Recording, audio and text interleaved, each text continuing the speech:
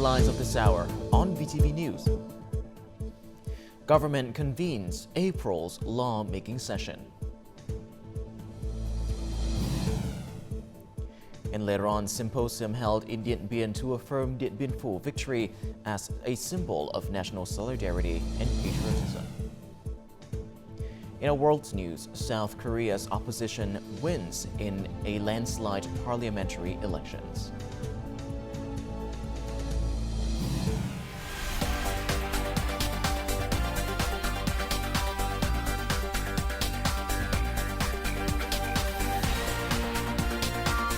Broadcasting from Hanoi, the capital of Vietnam. VTV News starts right now.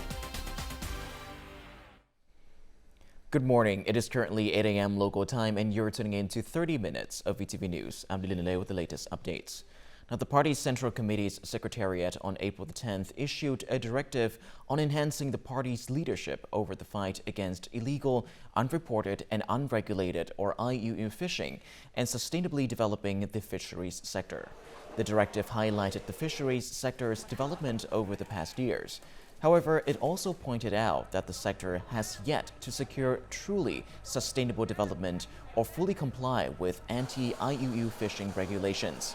As a result, the country hasn't succeeded in having the European Commission's or EC yellow card warning over the issue removed. The Secretariat underlined the main causes of current shortcomings. It assigned some focal and urgent tasks to party committees and organizations, administrations, the Vietnam Fatherland Front, and socio-political organizations to ramp up the fight against IUU fishing and ensure sustainable fisheries development. During the government's April lawmaking session on Thursday, Prime Minister Phie emphasized the importance of continuing to incorporate the opinions of experts, scientists, businesses, and the public in lawmaking process. Additionally, he underscored the need to selectively draw upon international experiences that align with the country's conditions and circumstances. Regarding the draft amended law on value-added tax, the Prime Minister requested that tax policies be tailored to prioritized sectors, ensuring a balance of interest between the state, citizens and businesses, and preventing corruption, negativity and losses. At the same time, it is necessary to encourage innovation, technology transfer, export and investment in emerging fields. In terms of the plan to increase revenue sources and save regular budget spending in 2023, he underlined the need to adhere to the budget law, prioritizing the implementation of breakthroughs in infrastructure development. Concluding the session, the Prime Minister requested the Ministry of Finance collect opinions to revise and finalize the projects. Regarding upcoming key tasks, he required relevant agencies to actively prepare for the 7th session of the 15th National Assembly, including nearly 20 law projects. He requested ministries and branches coordinate closely with the National Assembly and the National Assembly Standing Committee agencies in developing and reforming institutions. I request ministers and heads of sectors and agencies to focus on directing and leading the building of institutions in accordance with the government's resolutions. It's crucial to mobilize resources and staff members with the capacity, enthusiasm, and responsibility to develop legislation. Another focus is to amend and supplement legal documents further to meet practical requirements, preventing interest groups and corruption in developing and promoting legislation. It's also important to strengthen policy response capacity to remove obstacles and inadequacies in a timely manner, especially in production and business, and to create jobs. Two other notable tasks are strengthening decentralization and simplifying administrative procedures to reduce costs for individuals and businesses. The Prime Minister also requested ministries and branches urgently draft, submit and promulgate documents detailing and guiding the implementation of laws and ordinances approved by the National Assembly. They are also tasked with researching and proposing the development of new legal regulations to renew traditional growth drivers and promote new ones. On Thursday, Prime Minister Phie received Japanese Ambassador to Vietnam Yamada Takeo, who came to bid farewell at the end of his tenure. The Prime Minister congratulated Ambassador Yamada Takyo on completing his mission, appreciating the ambassador's enthusiasm and efforts in promoting Vietnam-Japan relations. He also thanked the ambassador and the Japanese embassy staff for their great contributions, especially in supporting Vietnam in preventing and fighting the COVID-19 pandemic. The Prime Minister hoped that, regardless of his position, the ambassador would continue to promote his role and contribute to Vietnam-Japan relations. For his part, the Japanese ambassador thanked Prime Minister Pham Minh Chinh, the government, ministries, branches, and localities of Vietnam for the support that he had received during his term of office. He affirmed that he will continue to nurture the Vietnam-Japan relationship in the future. Also on Thursday, receiving Bulgarian Ambassador Pavlin Todorov, Prime Minister Pham Minh Chinh affirmed that Vietnam values and wishes to strengthen further the traditional 75-year-long friendship and cooperation between the two countries. The Prime Minister highly appreciated the strong developments in political and diplomatic relations between the two countries. He proposed that they promote relations in politics, diplomacy, economics, and trade, strive to increase bilateral trade turnover, and create conditions that are favorable to each other's strengths. Meanwhile, the Bulgarian ambassador highly appreciated Vietnam's socio-economic development achievements, affirming that Bulgaria attaches great importance to Vietnam's role and position in the region and is ready to support Vietnam in relations with the EU. The ambassador said he would do his best to bring relations between the two countries to new heights. Continuing his official visit to China, National Assembly Chairman Vương Đình Huệ visited China's Shanghai Free Trade Zone on Thursday. More to follow. National Assembly Chairman Vương Đình Huệ emphasized that Shanghai's success in building a free trade zone not only contributes to China's development, but also is a useful reference for Vietnam. The zone's representative provided a briefing on the zone's development and outstanding achievements.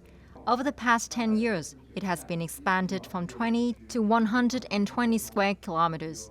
84,000 businesses have been established. China currently has more than 20 free trade zones. This has become a typical innovative economic model contributing to China's development. Working with representatives of the Shanghai People's Congress and authorities, the National Assembly chair discussed issues related to the institution and operating model of the trade zones, especially in terms of open policies, because each zone has specific mechanisms and policies to promote optimal efficiency. The top Vietnamese legislator requested the China National People's Congress and the Shanghai Municipal Administration continue sharing experiences with Vietnamese National Assembly's agencies in building a legal framework to promote industrial development. Leaders of Shanghai City and the Free Trade Zone affirmed that they would boost economic and trade cooperation with Vietnam and were willing to exchange experiences with the country. After arriving in Kunming City on Thursday, National Assembly Chairman Vương Đình Huệ began working in Yunnan Province. The top Vietnamese legislator met with Yunnan Provincial Party Committee Secretary Quang Ninh during the trip. National Assembly Chairman Vương Đình Huệ spoke highly of the positive developments in cooperation between all levels and sectors of Vietnam and China's border localities, including Yunnan Province. He proposed increasing exchanges between local leaders and effectively deploying existing cooperation mechanisms and agreements between Yunnan and Vietnamese localities. The National Assembly chairman also suggested the two sides coordinate land border patrols, fighting terrorism, immigration management, and cross-border crime prevention. He also stressed the need to promote practical cooperation in key areas, especially railway connections, tourism, poverty reduction, and sustainable development. The Vietnamese leader hoped that the two sides would coordinate closely in border management and protection, resolve issues in border areas, and build a stable and peaceful border. Yunnan Provincial Party Committee Secretary Quang Ninh highly appreciated the exchange mechanism between the provincial party secretaries of the four border provinces of Vietnam and the Yunnan Provincial Party Secretary. He announced that he would chair a meeting on this mechanism in May. The committee secretary also said he would encourage businesses to invest in Vietnam. He noted that the province is willing to import high-quality agricultural and seafood products from Vietnam. He hoped the two sides would cooperate in green and modern agriculture, green energy, healthcare, culture, education, and tourism. Visiting Thailand and co-chairing the fifth meeting of the Vietnam-Thailand Joint Commission for Bilateral Cooperation, Minister of Foreign Affairs Bui Thanh Sơn agreed to promote exchanges at all levels and bilateral cooperation mechanisms. He also expressed the intention to promote trade between the two countries to reach $25 billion of turnover soon. He also proposed to promote cultural exchanges and cooperation in preserving Vietnamese cultural and historical values in Thailand. During the visit, the Vietnamese foreign minister also held meetings with Thai Princess Maha Chakri Sirinthorn and Sreta Thavisin. He agreed to boost tourism cooperation and held that it is necessary to work together to develop infrastructure and multimodal transport. Coming up next on VTV News. Symposium held in Dien to affirm Điện Biên Phủ victory as a symbol of national solidarity and patriotism. And later on, 2% VAT reduction policy boosts Vietnam's economic recovery.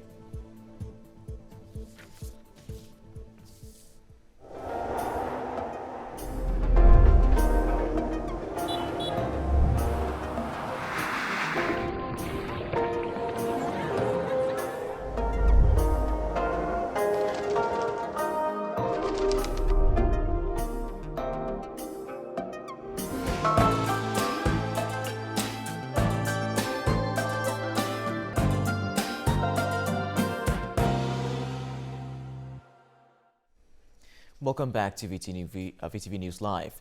Now, a national-level symposium on the Điện Biên Phủ victory was held on Thursday in Dien Bien province, reviewing the background and the international, regional, and domestic situation at the time of the battle. The event was co-organized by the Ministry of National Defense, the party's Central Committee's Commission for Information and Education, and the Ministry of Public Security, the Ho Chi Minh National Academy of Politics, and Dien Bien authorities.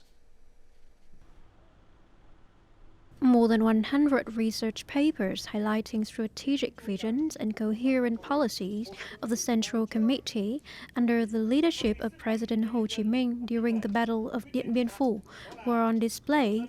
The research papers also look into joint efforts and great contributions made by the Vietnamese people and soldiers in times of war. Civilians contributed significantly to the glorious victory of Điện Biên soldiers. The late General Võ Nguyên Giáp highly praised logistics activities in which civilians used bicycles to bring military supplies to the front line. Civilian support was key to the victory. The police carried out their duties around the clock to ensure the safety of President Ho Chi Minh and other high-ranking officials. Tens of thousands of civilians provided huge support for the military. Their smart handling of logistics did not get spotted by the enemy. Political factors, practical military tactics, strong determination and great perseverance are considered key drivers of the Điện Biên Phủ victory. The leaders conducted the biggest military deployment in Vietnam's history. The counterattack began with a cannonade and ended in a major victory made up of the Vietnamese people's optimism as they used music to overcome fears and inspire one another on the battlefield. To stay committed to their goals, Điện Biên soldiers engraved their motto "Fight to Win" on the stocks of their guns or embroidered the motto on their hats. Numerous historical lessons were drawn from the Battle of Điện Biên Phủ. These lessons can provide valuable insights into the present and future, bringing practical values to national construction and defense in peacetime. We should learn from battle experiences and use these brilliant tactics to build strong armed forces and enhance the country's military capabilities. Some things we can learn from the past include combat training, military operations planning, and goal management. The symposium offers many valuable insights into the Battle of Điện Biên Phủ, a major landmark in the history of the 20th century and a symbol of national construction and defense. The victory represents the strong solidarity and patriotism of the Vietnamese people, as well as the maturity of the Vietnamese People's Army. Reducing the value-added tax, or VAT, by 2% has been the most practical solutions to stimulate domestic consumption and business trading. That is part of the Vietnamese government's efforts to help citizens and enterprises ease the difficulties of the COVID-19 pandemic, as it aims to boost the country's economic recovery.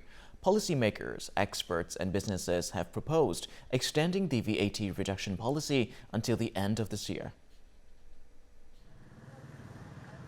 Over 4,000 sales outlets and hundreds of agricultural product processing plants exist nationwide. The Vietnamese government's VAT reduction policy has facilitated business operations and the expansion of domestic enterprises in the first 6 months of this year.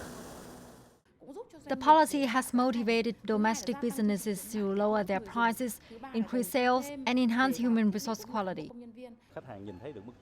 Lower prices can boost domestic consumption and increase sales.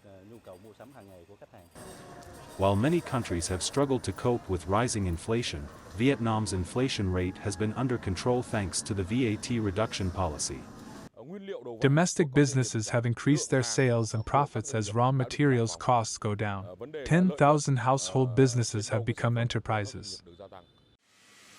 However, economists address many challenges that Vietnam's economy might face if the government extends the VAT reduction policy in the long term. Private investment in Vietnam has slowed down compared to the previous year. However, I think tax incentives should continue until the end of this year. The VAT reduction policy has boosted the recovery of both the country's economy and domestic businesses. According to the Ministry of Finance, the 2% VAT reduction in the first half of 2024 is expected to reduce state revenue by about $993 million. However, the policy has allowed domestic enterprises to reduce production costs, increase their sales and profits, and stimulate consumer spending. Saltwater intrusion following the west sea tide on the Gai Luan River and Chak Bang Canal has rapidly increased to an alarming level, penetrating deep into the rivers and canals of Hậu Giang province.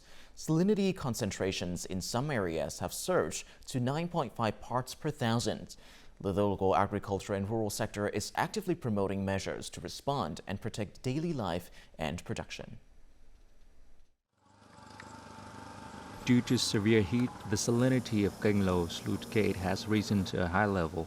Hundreds of hectares of pineapples and fruit orchards in Viet Thanh City are at risk of being deprived of irrigation water. Like many farmers, this garden owner is taking proactive measures to protect the safety of his 10-month-old jackfruit plantation. Normally, it takes me 3 hours to water the jackfruit trees. However, during the dry season, I only water them for 1 hour. This type of tree cannot tolerate salinity or water shortages. Nevertheless, we try our best to conserve water to survive the severe saline intrusion. Due to severe salinity intrusion, the flow from the Hậu River into Hậu Giang province may not provide enough fresh water to meet daily needs and support production activities. Residents of Hậu Giang are advised to regularly check weather forecasts and take proactive steps to prevent and mitigate the effect of saline intrusion. In the face of increasing drought and salinity, we direct specialized units to inform people in a timely manner about the drought and salinity situation.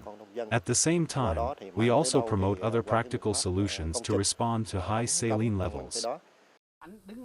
Over the next 3 days, saltwater intrusions from the East Sea tide on the Hậu River will slightly impact area of Châu Thành district and Ngã Bảy city, with concentration below 0.8%.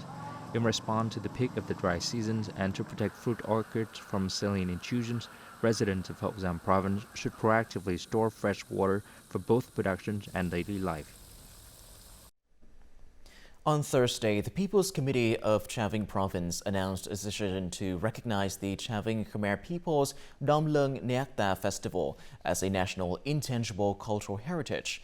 For the Southern Khmer people in Chà Vinh Province, the god Neakta is considered the protector of villages and families. Each Khmer family or village in the province observes the festival every year to pray for good weather and bumper crops. In Chà province, there are currently more than 240 temples worshipping Neakta. That is an important religious activities of the Khmer ethnic people, creating a rich and healthy spiritual life and sustainably strengthening local community solidarity. Constituting over 31% of Chà province inhabitants, the Khmer community in this region has a vibrant spiritual life centered on the safeguarding of cultural heritage, traditions, and age-old rituals. Among their treasures are 143 Khmer pagodas, each embodying the unique architectural style of the Khmer people in the south.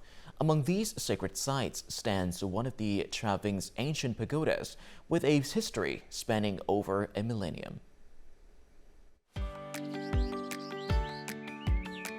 Nestled in the picturesque surroundings of Ba On Pond and the Khmer Cultural Museum, Ung Pagoda is a must-visit destination in Chà province. Viewed from a distance, the pagoda's tower-shaped architecture soars skyward, exuding a sense of magnificence and solemnity.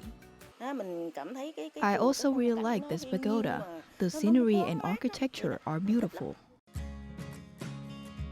Historical documents indicate that Ung Pagoda was established in the year 990 and expanded to its current size in 1842.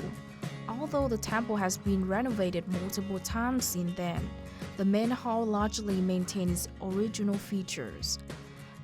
The main hall of the pagoda is supported by 18 pillars made from precious wood. Inside, the spacious main hall houses 12 vermilion lacquered, gilded wood pillars, each intricately decorated with images of dragons. This is my second time visiting here. The Khmer pagodas have distinct features. They are very beautiful. When I enter the pagoda, I can tell that the pagoda is imbued with the architectural hallmarks of the Khmer people. Standing firmly over the passage of time, Ung Pagoda is the pride of the Khmer people and the Chà ethnic community due to its rich artistic values in architecture, painting, and sculpture. This religious site is an unmissable spot for tourists visiting Chà, a land known for its Khmer pagodas, tree-lined streets, and astonishing landscapes. Coming up next in A World News. South Korea's opposition wins in landslide parliamentary elections. And later on, ADB raises economic growth forecast for developing Asia.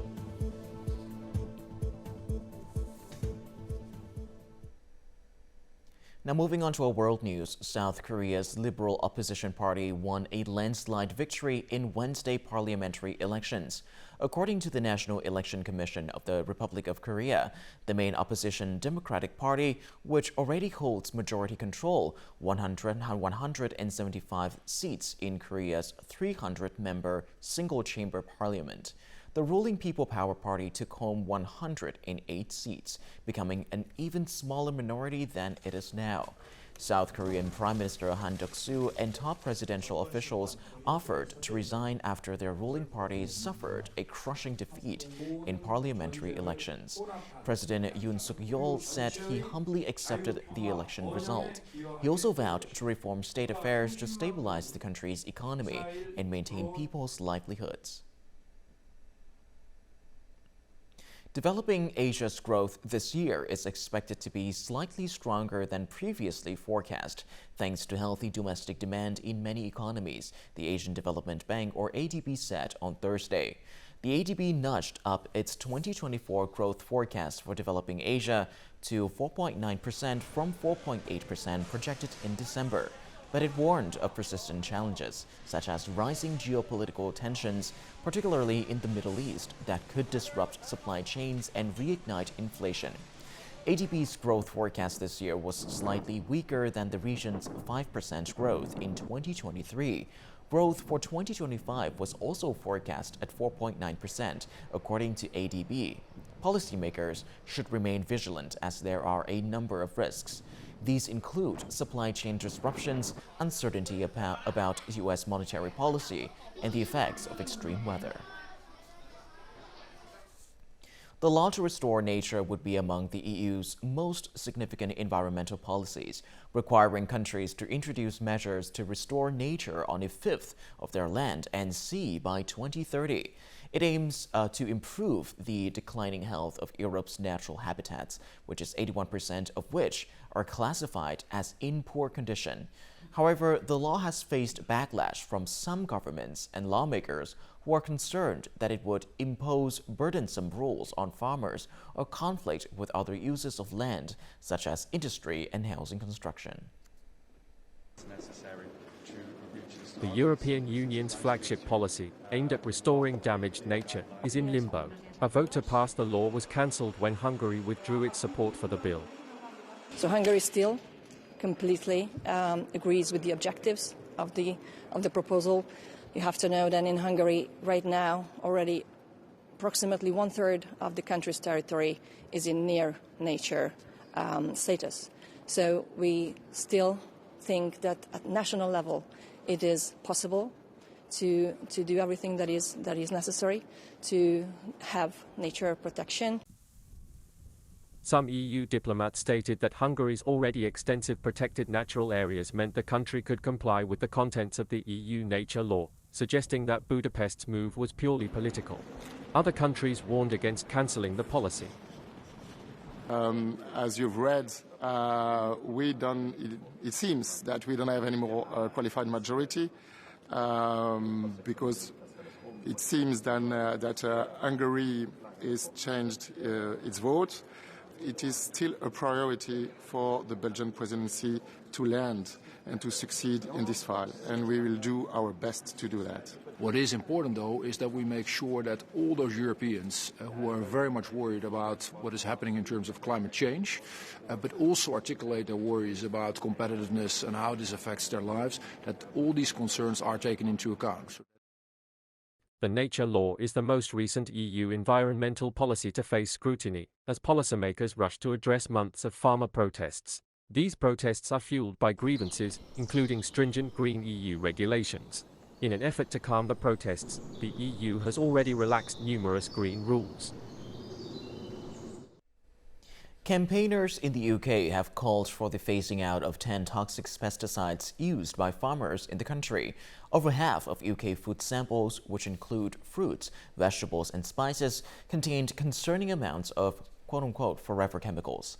Analysis of government data has found strawberries top a list of fruits and vegetables from UK supermarkets found to contain potentially dangerous pesticide toxins. Other foods that contained the toxins included grapes, 61%, cherries, 56%, spinach at 42%, tomatoes at 38%, and peaches also at 38%. The man-made substances called PFAS are known as forever chemicals because they may never leave the body once they are consumed. They are linked to serious health issues, including cancer, high cholesterol, reduced kidney function, thyroid disease, low fertility, repressed immune system, and low birth weight in babies. And before we say goodbye, let's have a look at the weather forecast.